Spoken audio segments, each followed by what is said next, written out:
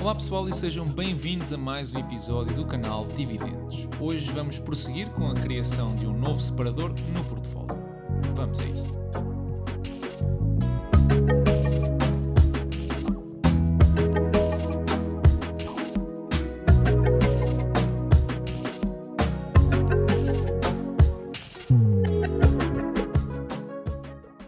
Se és como eu e tens os teus investimentos espalhados por um grande número de empresas, convém ter um separador que te permita perceber rapidamente quais são as tuas escolhas que provaram ser mais acertadas ou que empresas te garantem uma melhor rentabilidade, entre outras coisas. Comecemos por identificar as primeiras categorias que queremos qualificar. Por exemplo, quero saber quais são as 5 maiores posições do portfólio e da mesma forma quais as 5 posições mais pequenas. Para isso podemos usar a fórmula Query. Para os mais familiarizados com a linguagem de programação SQL, isto pode parecer básico. Se não conheces como funciona ou nunca usaste, não te preocupes porque é muito fácil. SQL ou SQL significa linguagem de consulta estruturada e o que vamos fazer é consultar a página principal do portfólio e trazer a informação que nos interessa. O primeiro argumento é definir o nosso intervalo de consulta, neste caso a página principal, desde a linha 1 até à linha 10 e as colunas de A a O. Agora temos de definir o nosso critério de pesquisa. Então queremos selecionar as colunas A, B, C e O, onde a coluna O seja diferente de 0.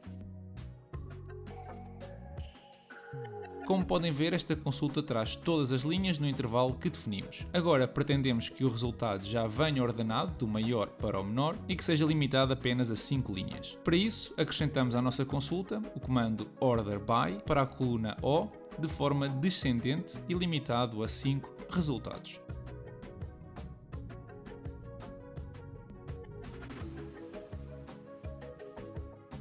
Voilà, agora vamos fazer o mesmo para as 5 empresas com menos expressão no portfólio.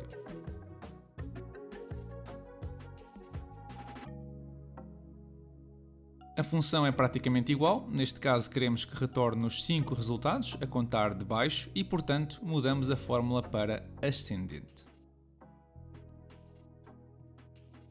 E aqui está. A próxima categoria é a rentabilidade do dividendo. Queremos saber quais são as 5 empresas do portfólio que têm a rentabilidade mais alta e as 5 empresas com rentabilidade mais baixa. A função é a mesma, mas aqui temos de expandir o nosso intervalo até à coluna R para conseguirmos ter acesso à rentabilidade. Modificando então o intervalo, resta modificar a coluna que estamos à procura como diferente de 0 e colocar a ordem e o limite.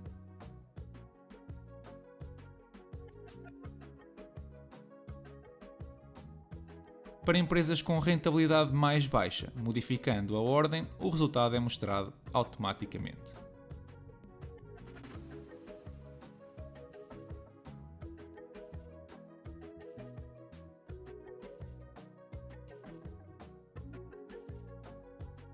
A próxima categoria é a valorização. Queremos obter os 5 investimentos que mais valorizaram até agora.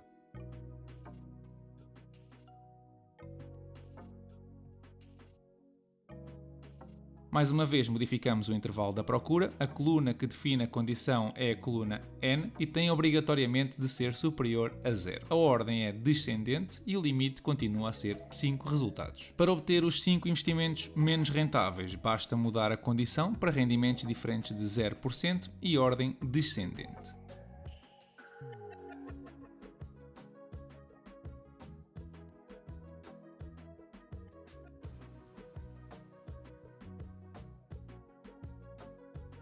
Vocês depois podem estender esta funcionalidade para qualquer tipo de dados. Por exemplo, podem fazer uma lista das últimas 5 compras que efetuaram.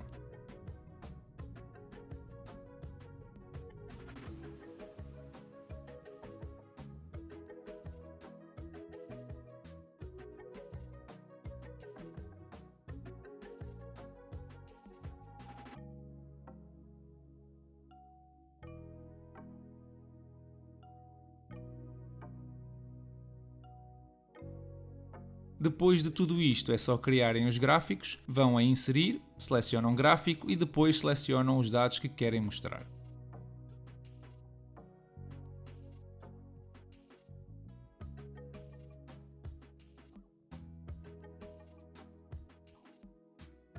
A customização fica ao vosso critério. No final, devem conseguir ter uma visão geral da informação que recolhemos.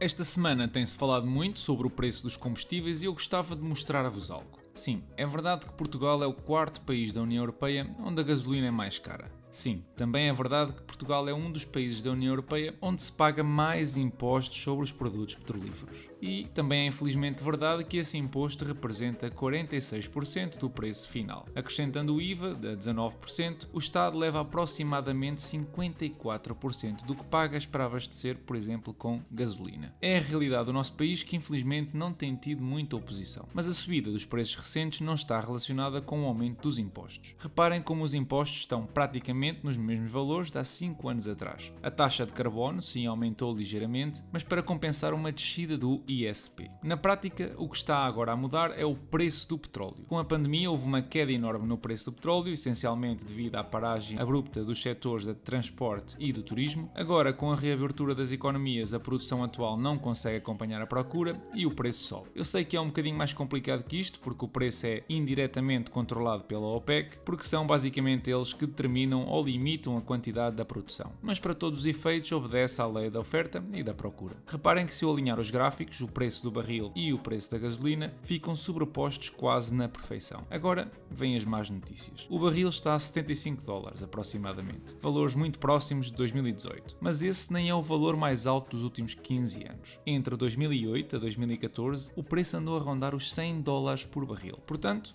não desanimem porque a situação ainda vai piorar. Em relação à semana do portfólio, eu fechei com nota positiva na casa dos 48% de valorização, estando novamente nos valores do início de maio. Em relação aos dividendos, o mês de junho foi o melhor mês de sempre, com quase 100 euros recebidos. Ainda faltam receber os dividendos da Vistra, que não me farão atingir os 100 euros, mas ficarei muito perto disso. Um mês sem dúvida muito animador. Mais uma vez quero relembrar que este é o valor que efetivamente recebo das corretoras, já depois de retidos alguns, mas não todos, os impostos associados. Se chegaste agora e não estás muito familiarizado com o conceito de dividendos, dá uma vista de olhos no episódio 2 para ficares a saber mais. E é tudo por hoje, já sabem. Deixem o vosso like se gostaram do episódio, isso ajuda imenso o canal a crescer e a ganhar subscritores novos todos os dias. Partilhem as vossas opiniões na caixa de comentários que eu terei muito gosto em partilhar as minhas ideias convosco. Desejo-vos a todos uma excelente semana e bons investimentos.